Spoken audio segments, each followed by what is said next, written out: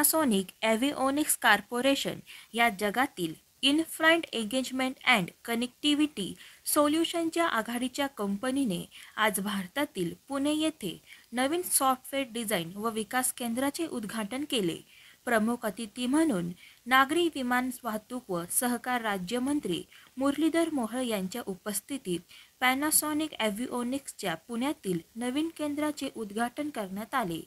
Panasonic avionics कॉर्पोरेशनचे मुख्य कार्यकारी अधिकारी केन सैन आणि पॅनासॉनिक लाईफ सोल्युशन्स इंडिया व साऊथ एशियाचे अध्यक्ष तसेच पॅनासॉनिक एव्हिओनिक्स इंडियाचे संचालक मनीष शर्मा यांनी उद्घाटन समारोहामध्ये त्यांचे स्वागत केले।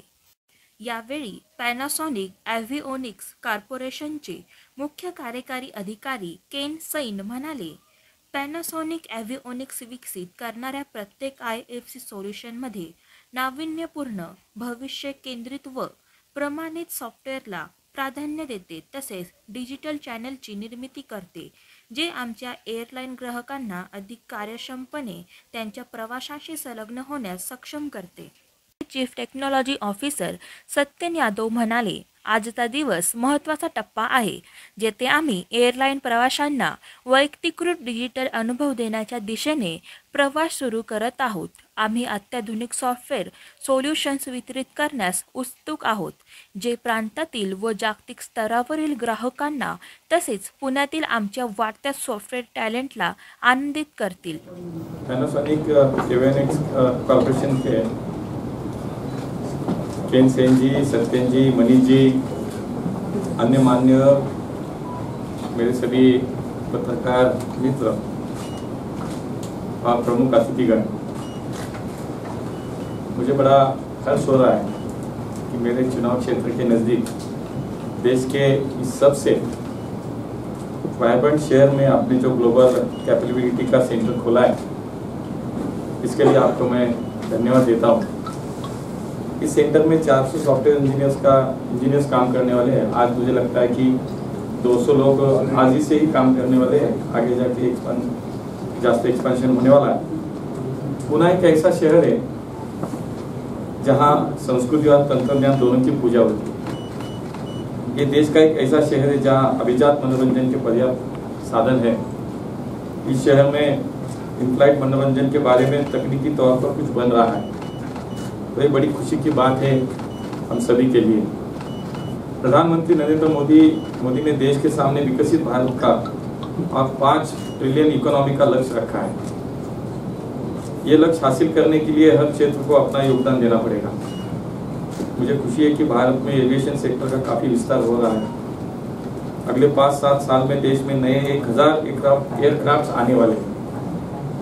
2040 तक 2040 में तब तक 1000 और एयरक्राफ्ट देश में आने वाले हैं। ये एयरक्राफ्ट आने से देश में सपोर्ट सर्विसेज और हवाई क्षेत्र के लिए आवश्यक बुनियादी सुविधाओं का भी विस्तार गतिमान होगा। पिछले 10 साल में हम देखते हैं तो ये जो हमारा एविएशन सेक्टर है, इसमें बहुत बड़ी क्रांति हुई है। पिछले 10 साल में हमारे देश में 75 नवीन हवाई अड्डे बन गए। ये क्षेत्र उन्नति पर है और अभी भी इसमें काफी संभावनाएं भी है।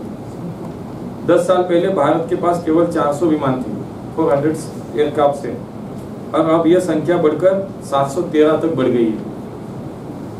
पिछले 10 सालों में भारत में हवाई जहाज यातायात लगभग 6 करोड़ से बढ़ गई है, यानी कि 6 करोड़ लोग ज्यादा पिछले 10 साल में बढ़े, जो अभी विमान से हवाई जहाज से प्रवास करने लगे। एविएशन सेक्टर में ड्रोन का महत्व भी बढ़ रहा है। भारत के ड्रोन का मार्केट 6% से बढ़कर प्रति वर्ष बढ़ रहा है। ड्रोन के लिए आवश्यक स्पेयर पार्ट्स का उत्पादन देश में हो सके, इसलिए माननीय मोदी जी की सरकार ने काफी कदम उठाए। इस क्षेत्र में संशोधन के लिए भी बढ़ावा दिया जा रहा है। मोदी सरकार यातायात के सभी पर्यायों पर गंभीरता से नीतियां बना रही है। भारत में लगभग 100 मार्गों पर सीप्लेन शुरू करने के लिए कदम उठाए गए हैं। उड़ान योजना के अंतर्गत 100 मार्गों पर सीप्लेन प्रस्तावित है। इसके चलते पर्यटन क्षेत्र का विस्तार और तेजी से भविष्य में हो सकता है। आज का युग विज्ञान का युग है। इस युग में मनोरंजन के अनेक साधन उपलब्ध हैं, जिसका सदुपयोग करके व्यक्ति जीवन में आनंद का अनुभव कर सकते हैं। ये साधन मानव जीवन के लिए महत्वपूर्ण है।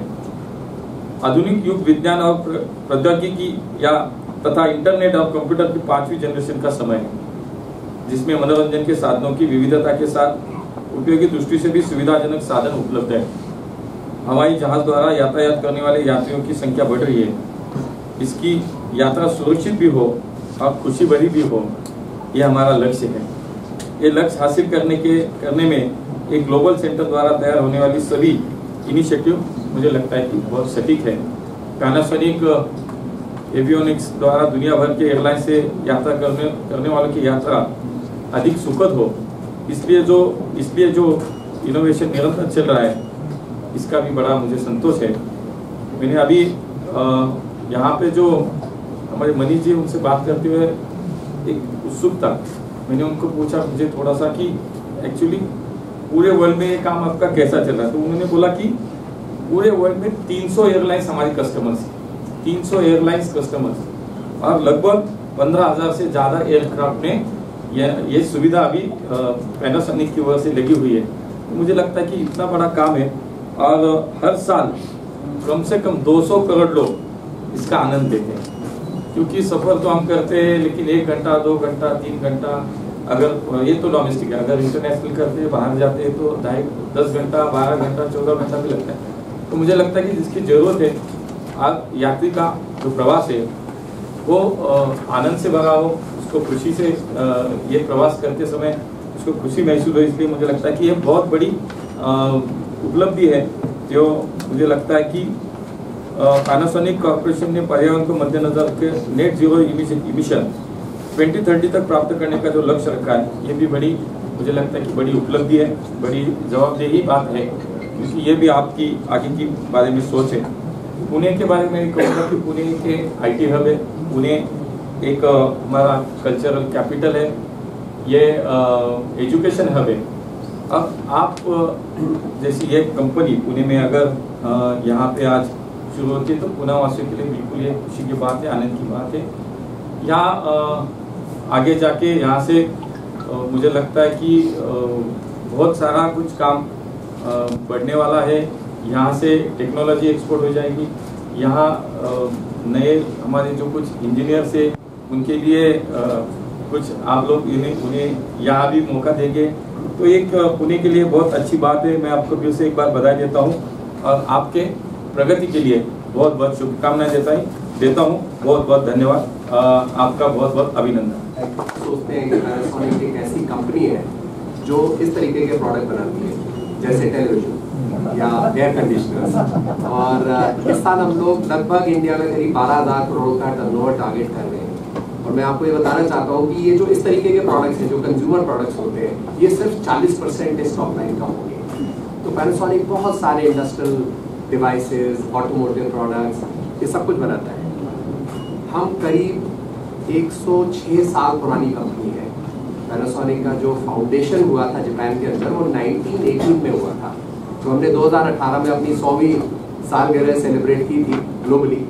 और मैं ऑनरेबल मिनिस्टर की जब स्पीच सुन रहा था, तो सर आपने बिल्कुल ठीक बात बोली है। और आज से करीब 70-75 साल पहले जो हमारे फाउंडर थे, लेजेंडरी कोनोसुके मात्सुशिता, उन्होंने एक ज़रूरत समझी कि एक पर्पस ऑफ एग्जिस्टेंस किसी भी ऑर्गेनाइजेशन का क्या होना चाहिए, उसको डिफाइन कर दिया।